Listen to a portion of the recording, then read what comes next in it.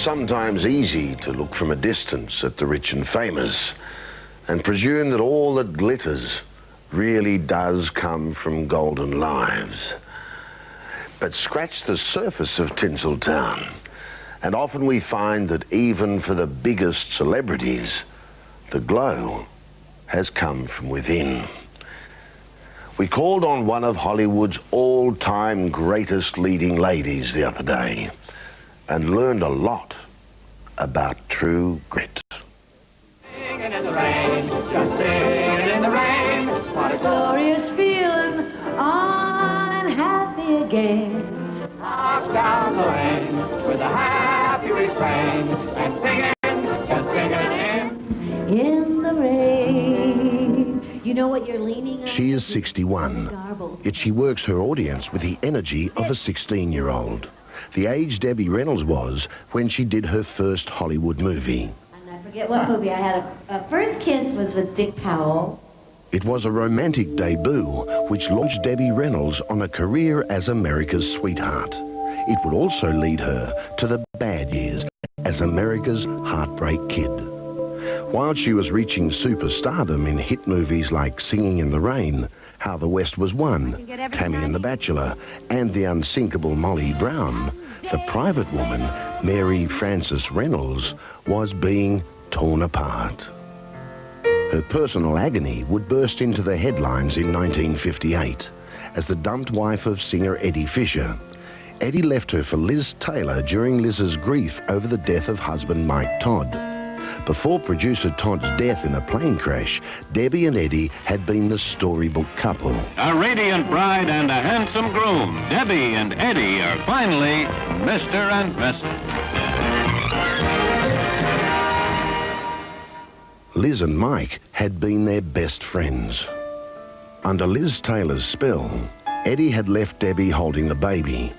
It was a notorious and messy affair, but throughout her life, it has been under such stress that the unsinkable Debbie Reynolds has shown her strength. Her statement to the press that swarmed outside her house during the scandal is still widely regarded as the classiest response of an aggrieved wife in Hollywood history. I am still in love with my husband. I am deeply shocked over what has happened. We have never been happier than we have been in this past year. Eddie's a great guy. Do not blame him for what happened. The separation was not my idea. It was that public appearance on her doorstep that instantly transferred the humiliation to Liz and her lover Eddie and restored Debbie Reynolds' dignity before the eyes of most of the world. And to this day, Debbie credits that poise to a higher power. Press were asking me many questions. 100 people were in my front yard. Everybody wanted me to give a statement, and I thought to myself, how can I give a statement about this? I'm feeling very upset, deeply distressed over this, and I know I won't say anything right. So I just took a tablet and a piece of paper, and I started writing. And I tried to think, what would Jesus say? What would God do? How would they handle this? And I just wrote all my press statements myself, but I didn't really. Someone else really did. But my pen just went. It was like automatic writing?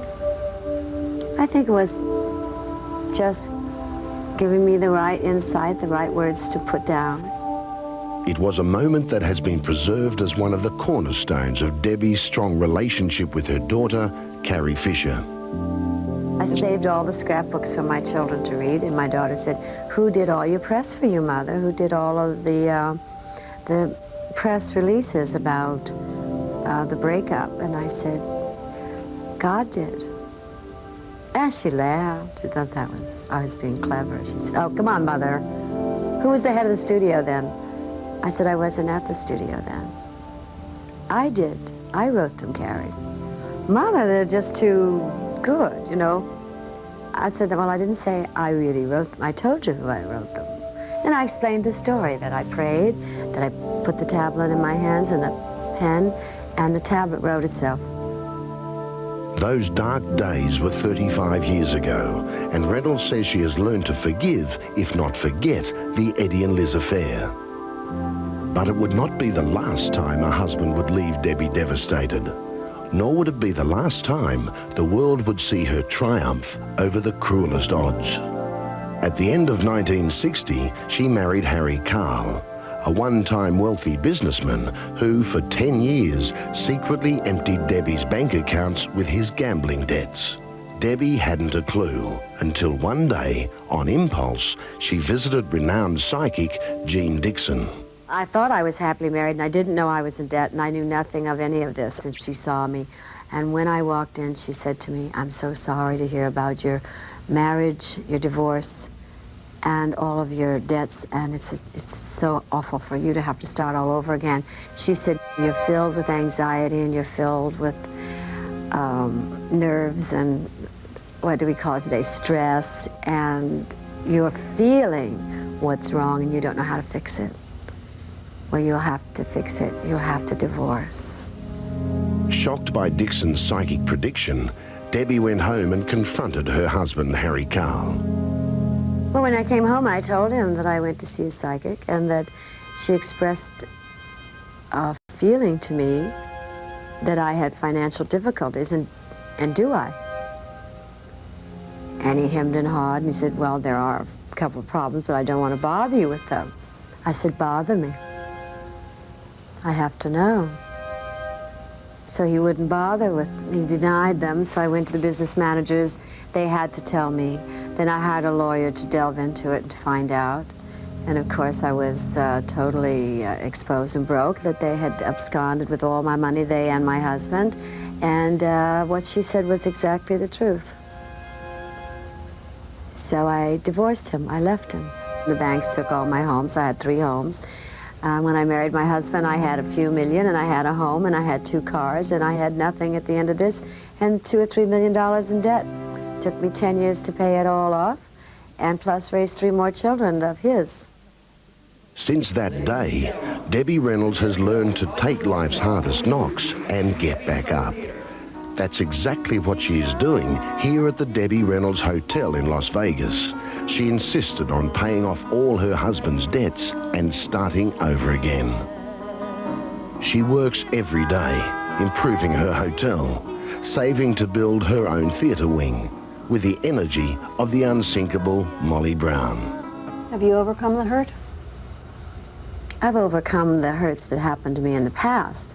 I have many to bear. I know I have yet more to come. I accept challenges. I walk out of my house. When I walk out of my house, I'm vulnerable.